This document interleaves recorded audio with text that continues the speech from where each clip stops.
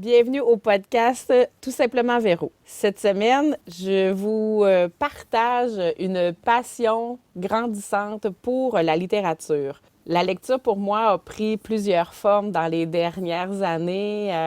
Dès ma tendre enfance, j'ai appris à lire, mais ma relation avec le livre, ça n'a pas été un coup de foudre rapide. J'ai eu à travailler, j'ai rencontré un orthophoniste, j'ai pas eu la relation avec les mots très naturelle et très passionnée dès le départ. Je pense que l'adolescence s'est passée vraiment trop sans développer le plaisir de la lecture, mais un jour, il y a une série qui s'appelle Harry Potter qui est arrivée en ville et j'ai vraiment reconnecté avec le plaisir de la lecture à ce moment-là et découvert plusieurs genres et des coups de cœur précis. La lecture apporte beaucoup.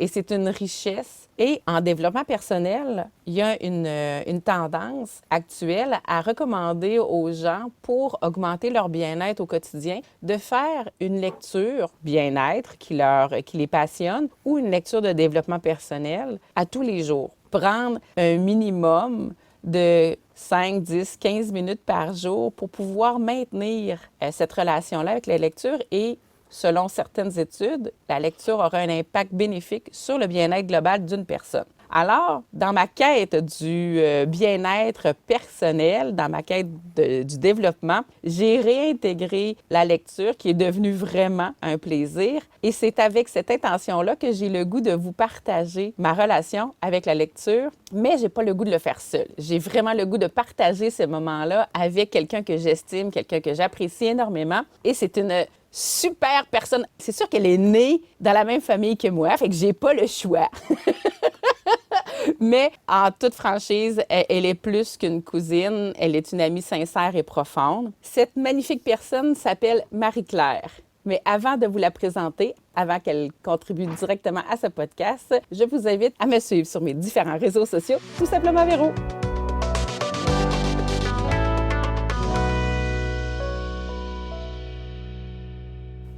Bonjour Marie-Claire. Bonjour Véronique. Bienvenue, merci d'avoir accepté l'invitation. Ça me fait plaisir. Je suis contente d'être avec toi aujourd'hui. Youpi! Écoute, t'es d'accord qu'on se lance dans le vif du sujet? Tout à fait. Je suis prête. D'où te vient ta passion pour les livres? Parce que tu m'as inspirée. C'est sûr que tu es une référence et moi, je suis vraiment, comme je l'expliquais, mon histoire, ma brève histoire avec les livres. Mais toi, il y a quelque chose qui date de très longtemps, là. Ça date de très longtemps. Puis, si je puis me permettre, en écoutant ton introduction tout à l'heure, j'écoutais ton parcours face à la lecture. Puis, je me permets de te féliciter d'avoir un jour pris la décision d'ouvrir un livre, un Harry Potter. Tu as amené, si je comprends bien après ça, là, à lire la série au complet. Puis, c'est beaucoup de pages. Puis, c'est quand même un gros défi pour quelqu'un pour qui la lecture, c'était pas sa tasse de thé dès le départ. Fait que là-dessus, je te félicite. Puis, dans mon travail en petite enfance, là, je fais une parenthèse, mais je essaye d'inculquer la lecture dès la tendre enfance, là, dès le jeune âge, pour justement que les enfants aient toujours un peu cette facilité ou cette fascination ou être conscient que la littérature, ça existe, que les livres apportent quelque chose de beau. Alors, quand la lecture ne vient pas de façon naturelle chez un enfant pour diverses raisons, que ce soit pour des problèmes de lecture ou d'orthophonie ou tout simplement d'intérêt, c'est tout à fait possible. Et puis que cette passion-là ou cet intérêt-là se développe plus tard à l'adolescence ou à l'âge adulte. Moi, je lève mon chapeau et je dis bravo parce que c'est quelque chose qui fait grandir. C'est vrai ce que tu disais tout à l'heure, que la littérature, c'est bon à tous les niveaux et j'entrerai pas là-dedans, mais c'est bon à l'école, c'est bon pour apprendre toutes les autres matières. C'est la porte d'entrée vers l'apprentissage, si je peux me permettre. Maintenant, pour revenir à ta question, d'où me vient, moi, ma passion pour la lecture? Ben, je dirais que le portrait est un peu à l'inverse de ton aventure à toi avec la littérature. C'est que moi, depuis que je suis petite, j'ai toujours été intriguée par les livres. J'ai toujours été passionnée par le livre-objet. C'est quelque chose qui faisait partie de mon environnement, qui m'intriguait, qui me passionnait. Quand j'étais petite, j'étais enfant unique et puis je vivais seule avec ma mère. Et puis le moment de qualité qu'on avait ensemble, ça tournait toujours autour de la lecture. Ma mère prenait le temps de me lire des livres, plusieurs plusieurs livres le soir avant que je me couche, mais on lisait aussi un peu n'importe quand. Là. L'après-midi, j'avais envie de me faire lire des histoires. J'arrivais avec ma pile de livres. Et puis là, ma mère avait le temps. Elle me lisait plusieurs livres comme ça, répondait à mon caprice. Si je T'avais peux le dire de déjà, cette façon-là. à ton jeune âge, t'avais déjà une palle. J'avais déjà ma palle et mais c'était toujours la même, toujours les mêmes titres qui revenaient parce que, veux pas, bon, je suis quand même dans la quarantaine.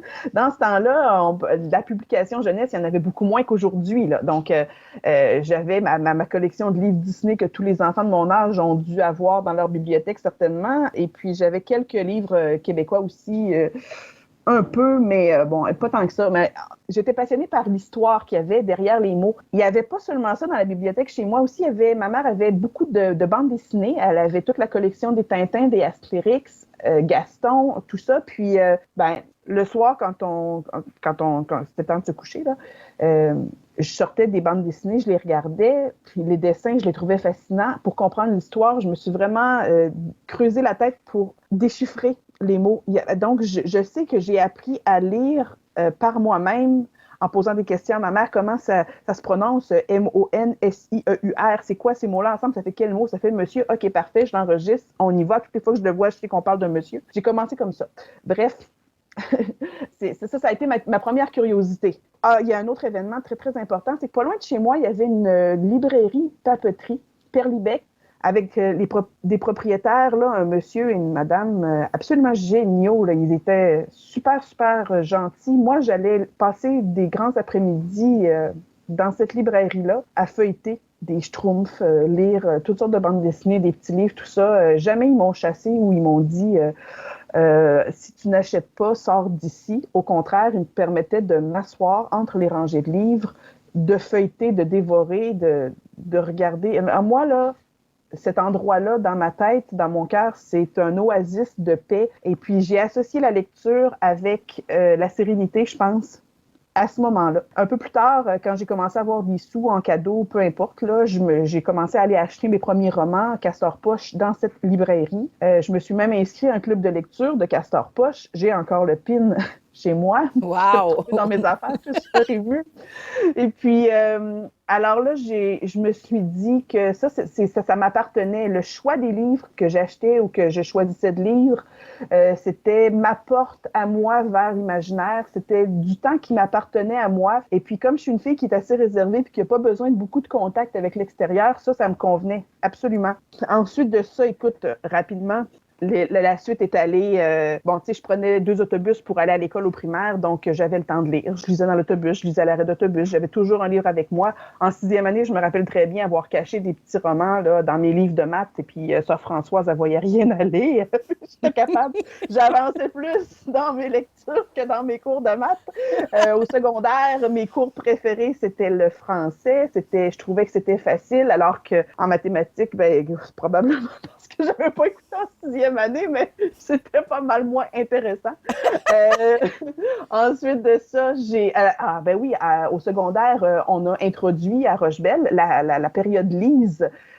C'était la 3e période de la journée, la première de l'après-midi, où on avait un 15 minutes de lecture avant d'entreprendre notre cours. Ça, pour moi, c'était le plus beau 15 minutes de la journée. Si ça avait pu durer 2 heures, j'aurais été super heureuse. Et puis, ensuite de ça, en 5e secondaire, j'avais choisi en cours d'option le cours de littérature. Puis j'ai eu un prof extraordinaire, Marc Leblanc, et puis j'ai adoré sa façon d'enseigner ce cours-là. Au premier cours, il nous a dit venez chercher votre pile de livres en avant. Écoute, moi, c'était Noël, là, parce qu'une pile de livres, je suis partie avec 7-8 livres, des romans de tout genre. Il y avait du Stephen King là-dedans, il y avait en tout cas un éventail de livres que j'aurais pas nécessairement choisi en librairie. Là, c'était une lecture imposée. Pour moi, c'était un cadeau. Me faire imposer des lectures comme ça, m'obliger à découvrir d'autres genres, j'étais aux anges. J'étais vraiment heureuse. Donc, à partir de ce moment-là, je me suis dit, OK, moi, dans la vie, c'est ça que je veux faire. Je veux lire des livres. Bon, la vie m'a emmenée ailleurs, mais j'ai jamais décroché de ça. J'ai jamais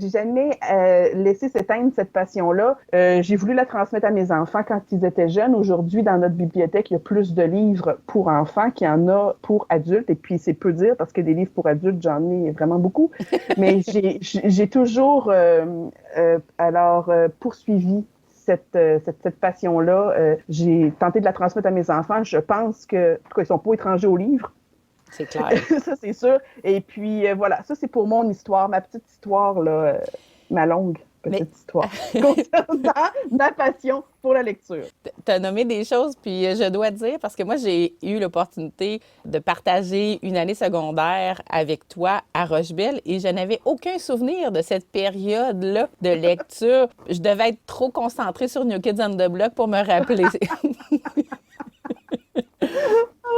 Et peut-être qu'elle a commencé quand on était en secondaire 3, je me rappelle pas. Je sais pas, elle était peut-être pas tout à fait établie encore quand tu étais là. Mais c'est vrai qu'on avait des intérêts autres. Ça, je te le concède. La revue achetée au dépanneur aurait rempli probablement cet espace de lecture. Mais qui aurait été quelque chose de pertinent parce que la plupart des revues qu'on achetait étaient en anglais. Alors, j'aurais certainement utilisé ce moment-là pour de l'apprentissage autre. Voilà, c'est vrai, c'est vrai. Il n'y a pas de petits apprentissages, hein? Hey, Marie-Claire, ça me fait penser, tu as nommé l'espace où tu as eu l'opportunité de rencontrer un homme et une femme de cœur qui ont vu une jeune fille qui avait l'amour profond pour la lecture, puis ils te laissaient de l'espace dans leur boutique. Ça m'a fait penser à l'environnement dans lequel on grandit, le contact qu'on a avec les livres. Moi, j'ai quand même eu des parents lecteurs et des parents qui mangent la littérature, là, qui en mangent des mots. Mais malgré ça, ça a pris le monde adulte, moi, une connexion avec une série pour développer. Alors, même avec un environnement sain, bien, je dis sain, là, un environnement où la lecture est présente, ça ne veut pas dire que l'enfant va avoir toutes les facilités ou va développer l'intérêt. Toi, ça te dit quoi quand je te dis ça? Je dis que tu as tout à fait raison. Je dis que de toute façon, au départ, quand on est enfant, on a des intérêts.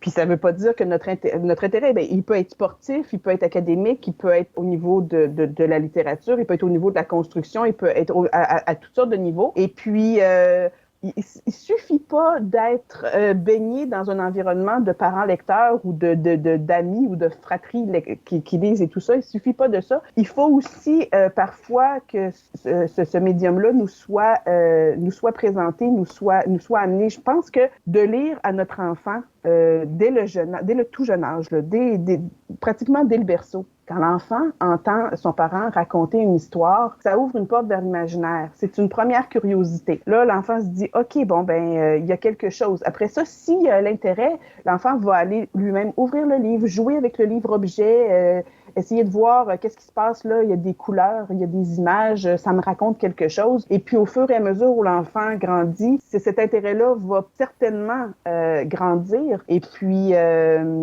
il suffit d'avoir, je te dirais, un adulte présent qui est capable d'alimenter ça au bon moment. Et puis, si jamais elle n'est juste pas là, elle n'est pas présente, cette curiosité-là, ben c'est pas grave parce que bon, j'ai un autre exemple à vous présenter. Mon fils a été élevé par moi qui lui a raconté 1000 histoires quand il était jeune. Mais aujourd'hui, c'est mon fils, Thierry, c'est pas un garçon qui va ouvrir un roman.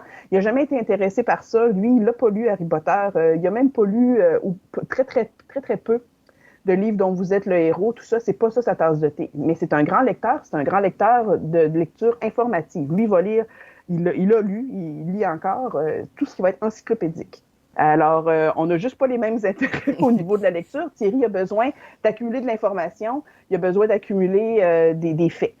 Alors que moi, je vais y aller vers tout ce qui est plutôt imaginaire. Ce que je veux dire à travers ça, c'est qu'il faut aussi que le sujet intéresse l'enfant, l'adolescent, l'adulte, et puis qu'il n'y a pas de mal à ne pas avoir développé un intérêt quand on était jeune envers la lecture pour de multiples raisons, et puis de le développer plus tard, à l'adolescence ou à l'âge adulte. Et ça me donne le goût de te poser la question suivante. Tu es quel genre de lectrice, toi?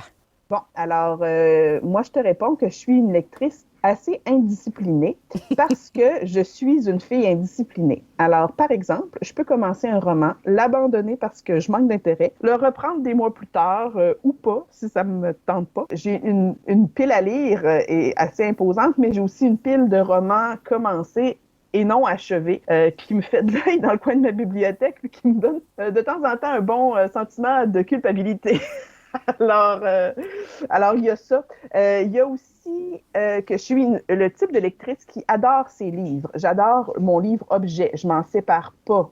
C'est pas quelque chose que je vais vendre, moi, les livres, à moins de les avoir en double ou en très, très rares occasions. Je suis une fille aussi qui a de la difficulté à prêter les livres. Je les prête de temps en temps, là, mais je sélectionne vraiment le monde à qui je les prête. Je suis une genre de lectrice. Tous ceux qui vont t'entendre vont savoir qu'ils sont choyés s'ils ont reçu un livre de ta part, là, en prêt. Exactement. Il y a aussi, c'est parce que je veux pas non plus, quand je connais pas tout à fait le type de livre, moi, des fois, je peux être passionnée par un livre, vouloir le prêter à la terre entière, puis après ça, me rendre compte que ça l'a intéressé que moi. Alors, dans ce sens-là, j'essaie de pas trop m'imposer non plus avec mes choix de lecture. Je suis une fille aussi qui adore lire le livre papier. Je suis pas une lectrice sur tablette ou sur liseuse. Mon chum en a une liseuse, puis je me suis jamais... non, je suis pas à l'aise avec ce médium-là. Je suis aussi une lectrice qui ne lit jamais dans le bain. Ça, c'est super important.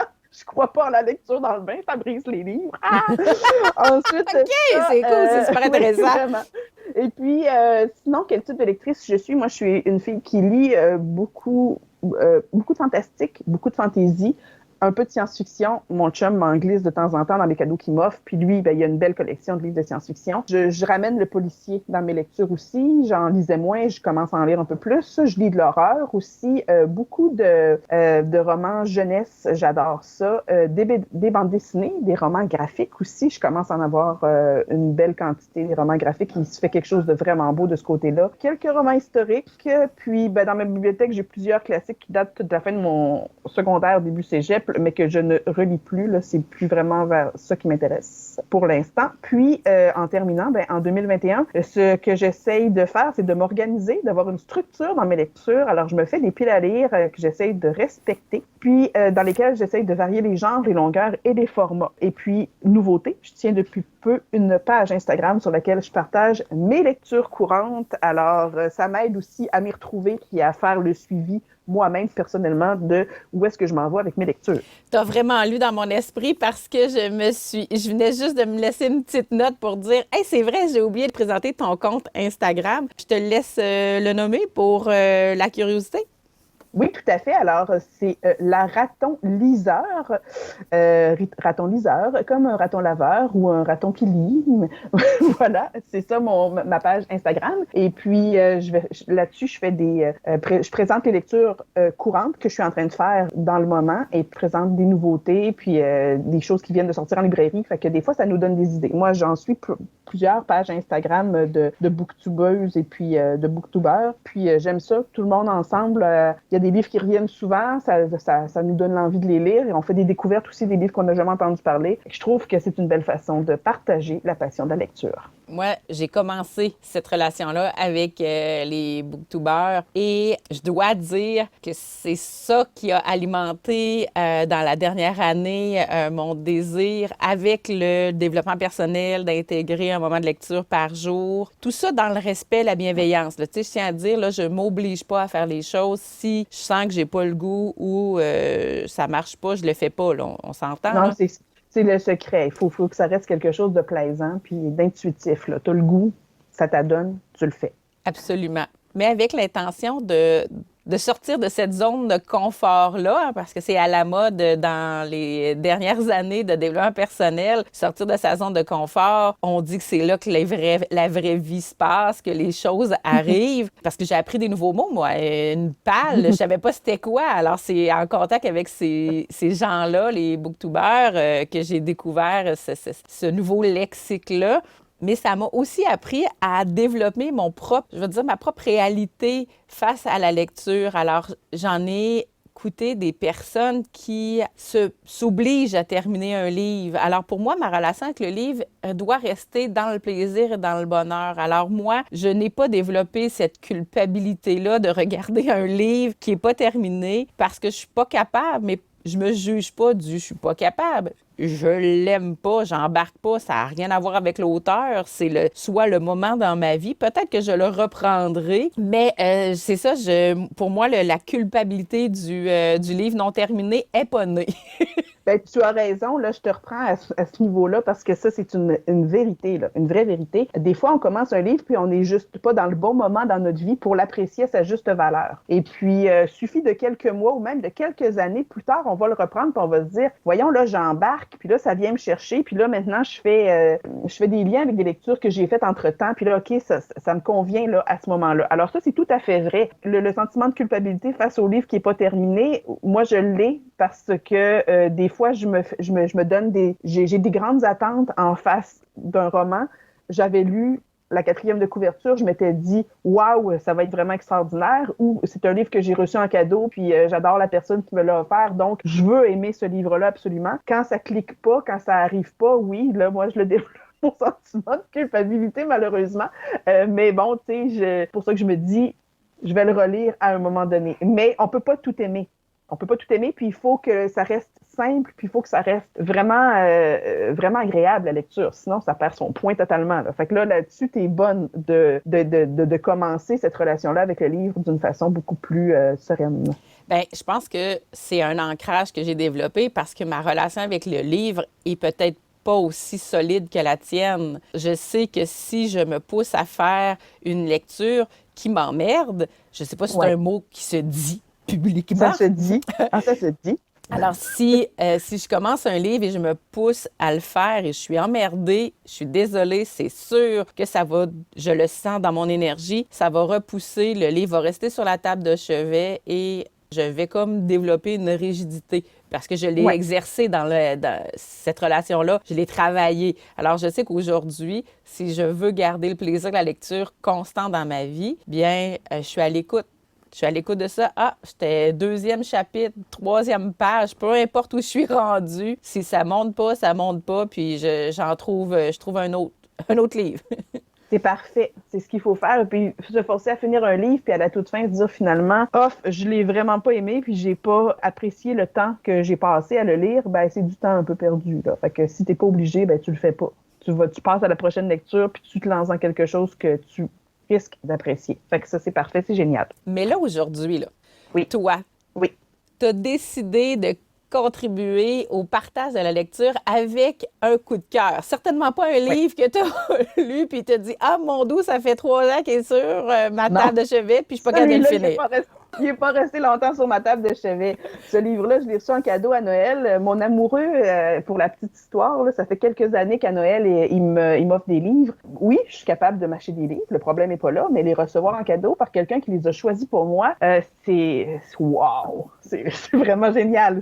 Le cadeau est double parce que je reçois le livre, je reçois l'intention qu'il y a derrière le livre et puis je reçois la recherche qu'il y a eu derrière le livre parce que il cherche là, pour trouver des choses qui vont m'intéresser, des choses que j'ai pas. C'est lui qui m'a fait découvrir plein de livres, là, L'Assassin Royal, entre autres. Puis, bref, en tout cas, quand je reçois là, mes livres à Noël, je suis toute excitée, puis je me dis, là-dedans, il va y avoir des pépites. Puis ça se peut qu'il y ait un ou deux livres, un ou deux titres sur lesquels je vais moins accrocher, ça se peut. Mais il y a toujours des pépites. Puis celui que je vais vous présenter aujourd'hui... Là, juste avant que tu ailles plus loin, là, je vais laisser une note à Bernard qu'il se rappelle qu'à partir d'aujourd'hui, il n'a plus le choix. Tu dois recevoir ton cadeau, ton livre à toutes les Noëls. Ben oui, puis mieux que ça, là, c'est la Saint-Valentin dimanche, puis je sais que j'ai 3 livres qui s'en viennent pour la Saint-Valentin. Alors, mon chum, il a vraiment compris, là. Il a vraiment compris comment je fonctionne. Alors, cette année, dans mon déballage de cadeaux de Noël livresque, j'ai déballé, entre autres, un livre qui s'appelle « Le golem et le djinn ». Et puis... Juste le titre, hein? Juste le titre, ça donne le goût. Oui, voilà, ça, c'est bien que tu en parles. Le golem et le djinn, oui, le titre est venu m'interpeller, mais il y a aussi l'objet, le livre. J'ai trouvé magnifique. Je l'ai dans les mains présentement, je le regarde, puis je le trouve encore super beau. La couverture est magnifique, la tranche est dorée. Les coins sont arrondis. Il y a une raffinité dans ce livre-là. Ça dit-tu raffinité? En tout cas, ce livre-là est raffiné. On va dire ça comme ça. Il y a un raffinement. Ouais. Je voulais dire, il y a un raffinement dans le livre. Les chapitres aussi, là, il y a des fioritures autour de chacun des chapitres. Il est beau, le livre. Puis moi, quand j'ai vu le titre, je me suis dit, le golem et le djinn. Là, déjà, en partant, je pensais qu'on allait parler de deux personnages masculins. Là, tout de suite, mon chum m'a dit, le titre, là, il a été...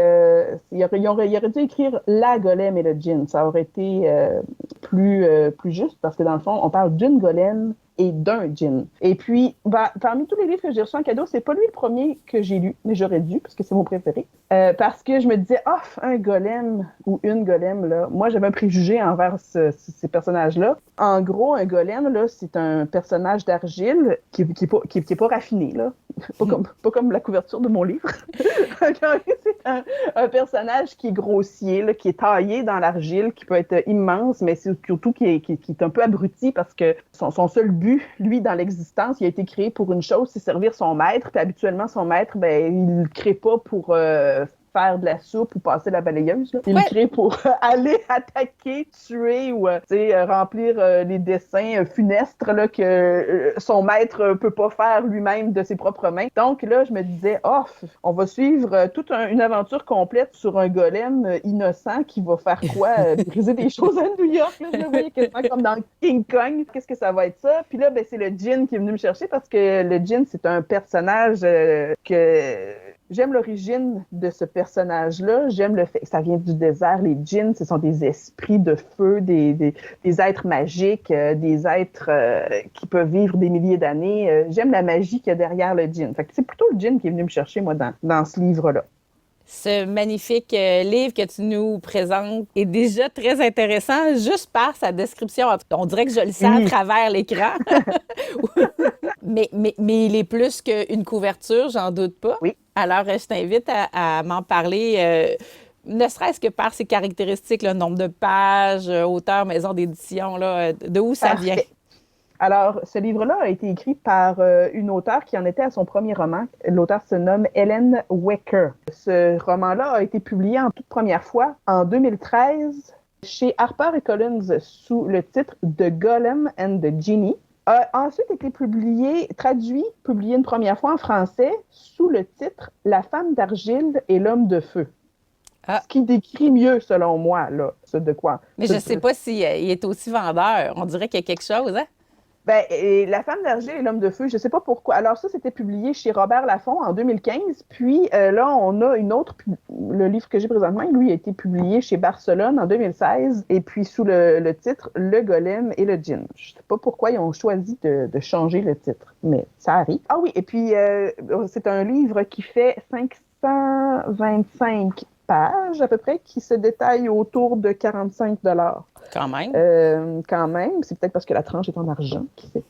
C'est que ma relation avec le magasinage de livres m'amène à croire qu'un livre de qualité, là, que ce soit en nombre de pages ou en qualité d'impression, varie habituellement entre 25 et 55, là. Oui, en fait, les critères sont assez simples. Quand ton roman, il est traduit déjà, il est plus cher que si tu l'achètes. Alors, si j'avais acheté The Golem and the Genie dans le même format, le grand format comme j'ai ici aujourd'hui, je l'aurais payé au moins 15, si c'est pas 20 $ de moins, je pense. Pas vérifier, mais habituellement, c'est ça. Et ensuite de ça, si on veut faire une petite économie, que notre livre nous coûte moins cher, on peut attendre qu'il sorte en format poche, parce qu'ils sont toujours moins chers en format poche, même s'ils ont à peu près le même nombre de pages. Fait que moi, c'est ça, ici, j'ai pas l'original, ce que je veux dire, c'est que j'ai le grand format et la version traduite en français, d'où le prix, qui est un peu plus élevé. Est-ce que c'est un livre qui fait partie d'une série, là? Tu disais que c'est le premier de l'auteur, mais est-ce que... Ça va être un diptyque, c'est-à-dire qu'il va y en avoir 2. Il n'y a pas d'annonce comme quoi il pourrait y en avoir 3. Il y a une suite qui est prévue pour sortir en anglais, dans la version originale en anglais, en août 2021, qui va se nommer The Hidden Palace, donc le palais caché, le palais camouflé.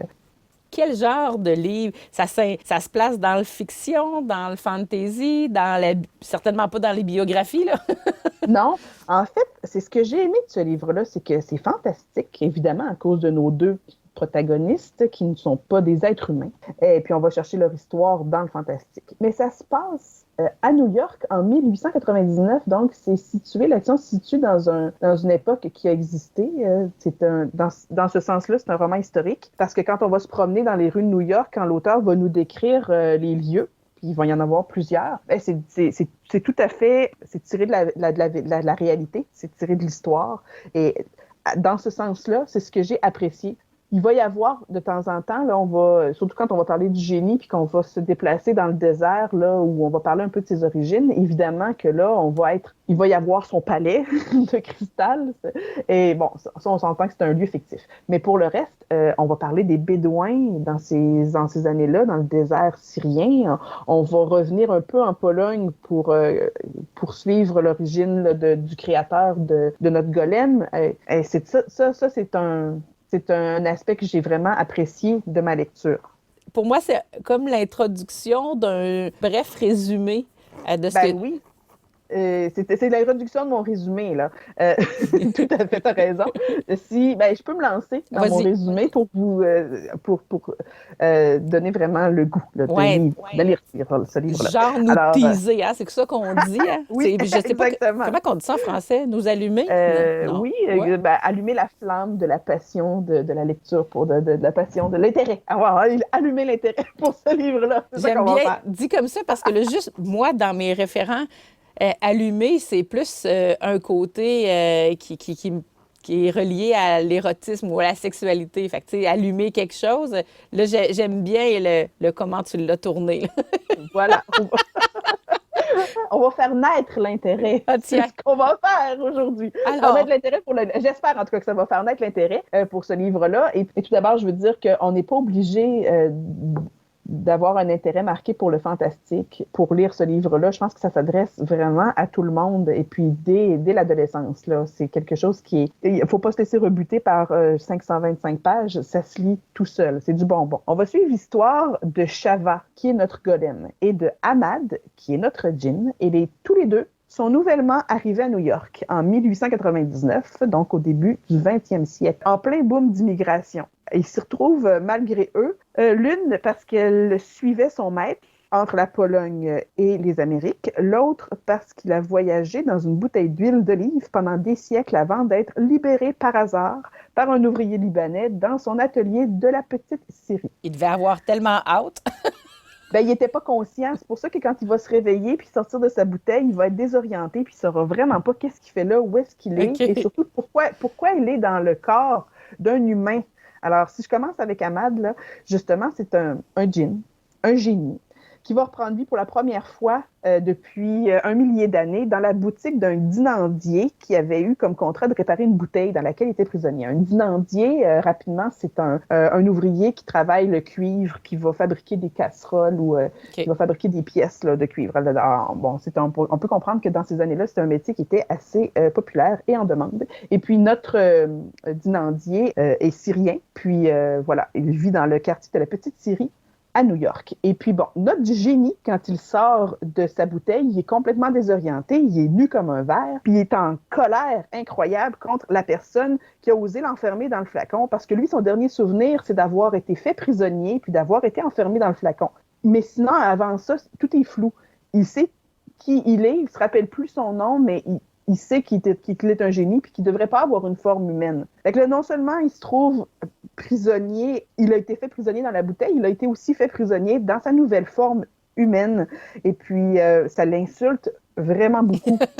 Et puis, bien qu'il soit quand même très beau bonhomme, c'est un très beau djinn, il n'a plus la liberté de voler où bon lui semble, puis il ne peut pas retourner non plus dans son désert d'origine pour reprendre sa vie d'avant. Une vie de génie, de feu, libre comme l'air. L'homme qui le recueille, dans le fond, qui l'a fait sortir de sa bouteille, s'appelle Arbili.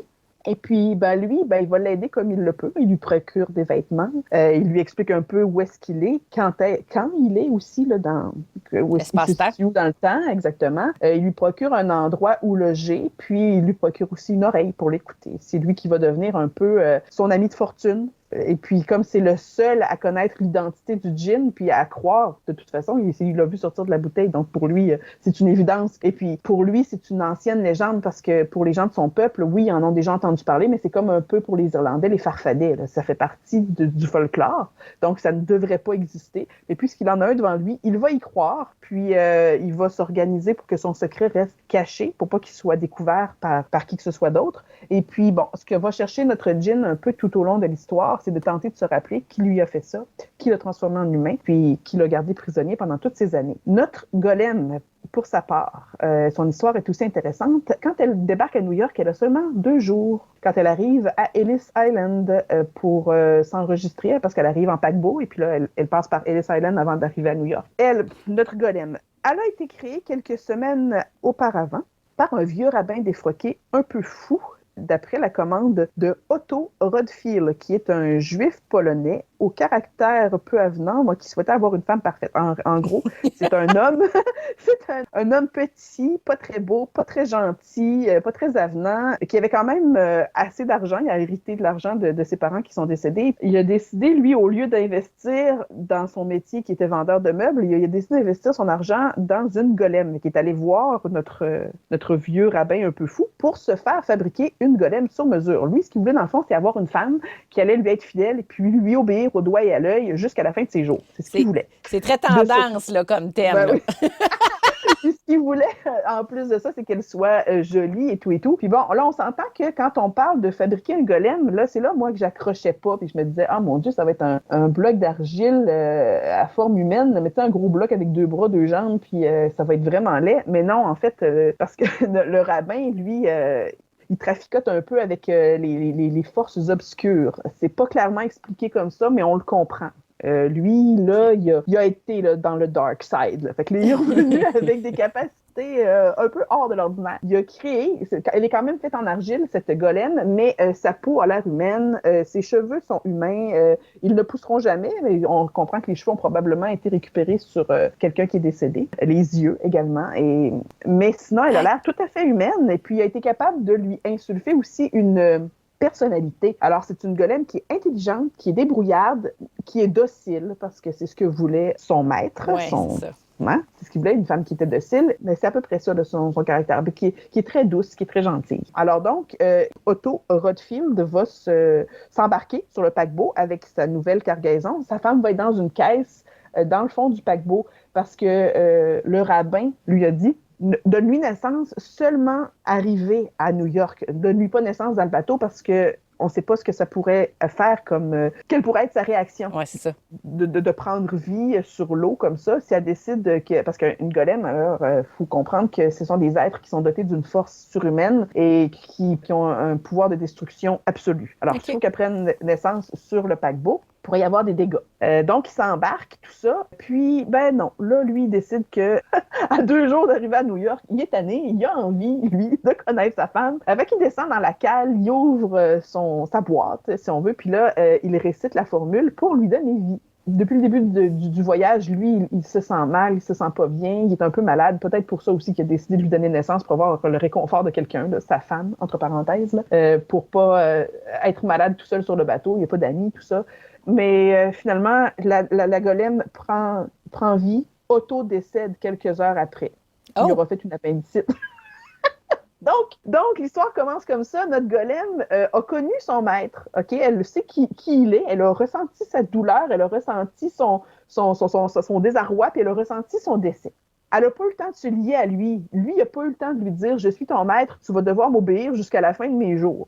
Et ça n'a pas été fait. Donc, là, notre golem est un peu désemparé. Un golem, ça a comme son pouvoir, sa caractéristique, dans le fond, son pouvoir, c'est d'entendre les besoins, de ressentir les besoins, les pensées de son maître, puis d'y répondre immédiatement. T'as faim, je vais aller te chercher un sandwich. T'as froid, je vais t'apporter une couverte. T'es fâché contre quelqu'un, je vais y sacrer une volée. C'est ça c'est simple de même. Ça fait une golem. Sauf que là, ben, comme elle n'a pas le temps de se lier avec son maître, elle va ressentir les besoins, les pensées de tous ceux qui l'entourent. Ça devient infernal. Mais c'est une femme aussi, heureusement, qui est dotée d'une grande intelligence. Fait que là, elle va essayer de balancer tout ça, elle va essayer de taire ces voix-là dans sa tête. Là, le bateau arrive, il faut qu'elle débarque. Elle n'a pas de papier, elle n'a pas d'argent. elle comprend que si elle n'est pas quelqu'un avec des papiers, là, qui c'est une sans-papier qui arrive à New York, ça fonctionnera pas. Fait qu'elle se faufile. Elle arrive quand même à se faufiler puis à arriver sur la terre ferme sans se faire repérer par personne. Et puis, mais là, elle est complètement désorientée, puis il n'y a rien qui fonctionne, puis on ressent sa détresse, pauvre chouette. Et puis, il y a un homme qui va arriver, un rabbin qui, celui-là, n'est pas fou du tout, qui va reconnaître en elle la golem. C'est un vieux rabbin qui est un peu, qui sait que ça existe, là, les golems. Là. Il va la prendre sous son aile puis il va l'aider. Lui aussi, un peu comme Aberly va le faire avec le djinn, ben lui, il va l'aider à se trouver un logement, à découvrir un peu son environnement, puis savoir où est-ce qu'elle est, puis qu'est-ce qu'elle peut faire, puis qu'est-ce qu'elle ne peut pas faire. Ça va prendre... Ah, ça, c'est la présentation de nos deux personnages principaux. Ça va prendre au-delà de 200 pages avant qu'ils se rencontrent pour la première fois. Puis c'est parfait comme ça parce que cette histoire-là, au-delà de nos deux personnages principaux, il y a une panoplie de personnages secondaires qui vont chacun avoir une histoire qui va être racontée à leur propos, qui va bien les ancrer dans le roman, qui ont tous un lien, qui ont tous une importance dans l'histoire. C'est ce qui fait que l'histoire, elle est très riche. Non seulement qu'elle se passe à New York, au début du 20e siècle, que l'auteur nous décrit parfaitement les lieux, la vie sur les toits, la vie dans les rues, l'architecture des bâtiments. Ça, c'est très, très bien fait, mais il y a aussi justement cette panoplie de personnages qui nous est présentée, qui nous sont, auxquels on s'attache très, très facilement, très rapidement. Vas-y. Je te coupe, Marie-Claire, il y a quelque chose qui me dit qu'elle aurait pu faire 2 livres, un livre par personnage où la rencontre change complètement. Puis je te demande pas de nous vendre l'histoire, là, mais honnêtement, juste à t'écouter, chacune des histoires présentées, là, que ce soit du djinn ou du golem, m'intéresse, m'allume déjà. Je me dis, oh mon Dieu, c'est quoi la suite? Puis, qu'est-ce qui va faire, en fait, que l'union de ces deux personnages-là devient importante? C'est que dans la présentation de tous ces personnages secondaires, il y a un lien qui unit les deux univers sans qu'on le comprenne dès le départ. Alors, au départ, oui, tu as raison. Alors, on a comme 2 histoires parallèles.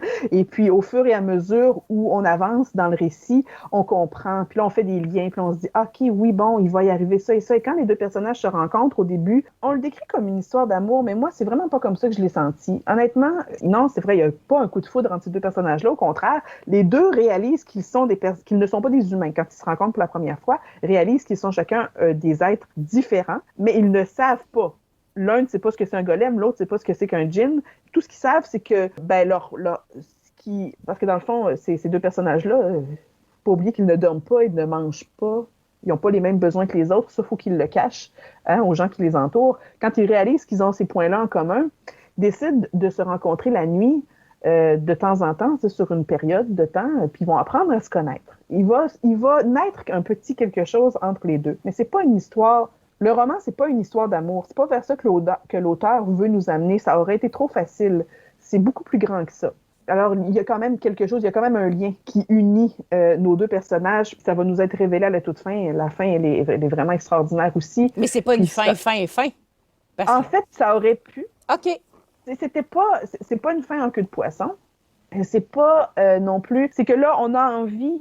Il y a une finalité dans l'histoire. Et puis la suite c'est pour les gourmands, là, ceux qui ont envie de se dire qu'est-ce qui va se passer par la suite? Je sais que la suite se passe pendant la Première Guerre mondiale, donc on comprend qu'on va être déplacé d'une vingtaine d'années à peu près. Là, et puis, il y a oui, c'est vrai qu'il reste quelques histoires pas tout à fait achevées, mais ça aurait pu se terminer de cette façon-là. Puis on aurait dit, OK, c'est bien. Donc, non, la suite va être intéressante. C'est sûr que moi, je veux me la procurer quand elle va être traduite en français. Je l'ai commencé en français, je vais le poursuivre en français. Fait que j'ai ton cadeau de fête. Ben ça ira pas avant 2022 ou 2023, puisqu'il sort en anglais en 2021, et la traduction, ça peut être long. Okay. Des fois, on se fait jouer des tours comme ça, ça peut être vraiment long. Mais mettons que tu te mets dans le rôle d'une critique littéraire, là, parce que toi, tu étudies en littérature. Fait que t'es qualifié pour avoir ce regard critique. Rentre dans ton rôle de critique littéraire, là, puis tu lui donnes quelle note à ce livre-là? Je lui donne quelle note?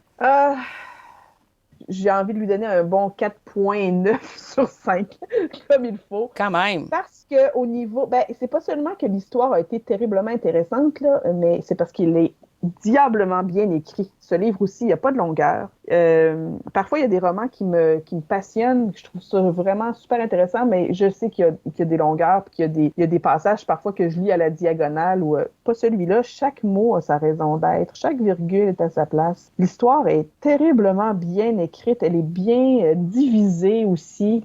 Et puis, on sent que l'auteur a avancé dans son récit là, d'une façon super satisfaisante.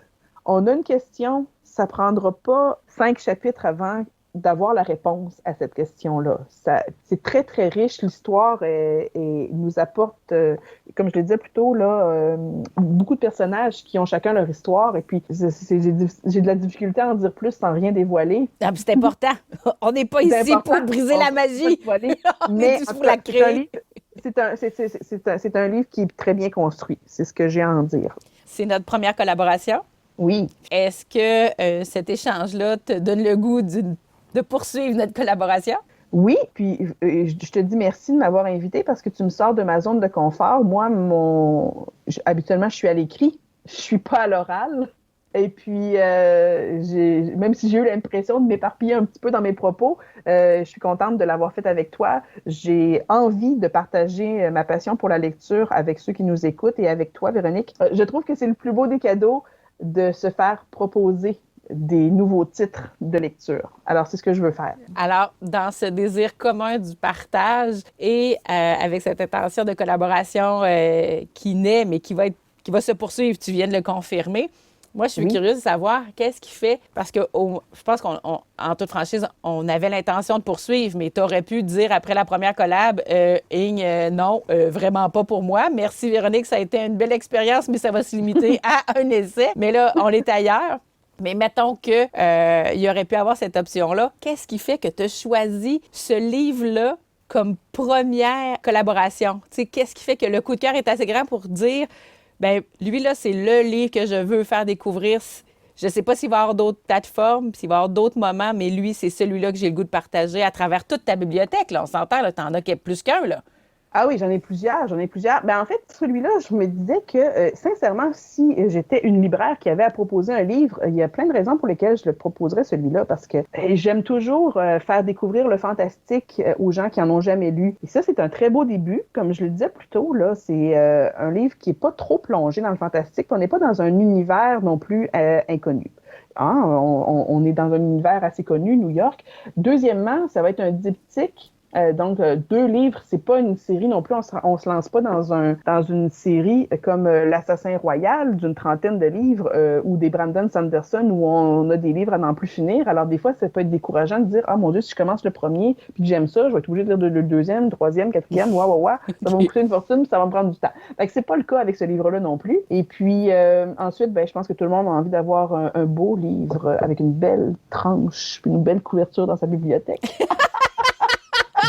Alors, pour des raisons esthétiques. Des raisons esthétiques. Puis ensuite, j'avais envie, dans le fond, c'est ma façon aussi de remercier mon conjoint parce qu'il se creuse toujours la tête pour trouver des livres qui vont me plaire. Puis celui-là, vraiment, il a tapé dans le mille. Puis c'est de ma façon de dire Hey, Bernard, merci, puis continue. Tu fais de la bonne job. Magnifique. En terminant, Marie-Claire, est-ce que tu as quelque chose que tu veux ajouter? Je pense qu'on a fait le tour de ce roman-là, mais sinon, ce que je pourrais ajouter, c'est une parole de sagesse, là. N'ayez pas peur des livres, faites-vous confiance, allez fouiner dans les librairies ou allez fouiner en ligne sur le super site leslibraires.com qui va vous amener à magasiner le livre que vous allez avoir choisi dans la librairie de votre choix. Hein? Moi, j'adore, c'est toujours là que j'achète mes livres. Et puis, faites-vous confiance, allez farfouiner, ramenez-vous un livre par mois à la maison là, pour vous faire une belle bibliothèque, puis pour vous donner le goût de lire. Là. Surtout quand on est en confinement, on peut moins sortir. Là, on est obligé de rester chez nous à partir de 8 heures le soir. Fait que c'est le temps, là. C'est le temps de faire des découvertes littéraires. Puis si vous voulez avoir plus d'idées, allez faire un tour sur ma page Instagram, puis à toutes les semaines, je mets des nouveaux livres. C'était mon mot de la fin.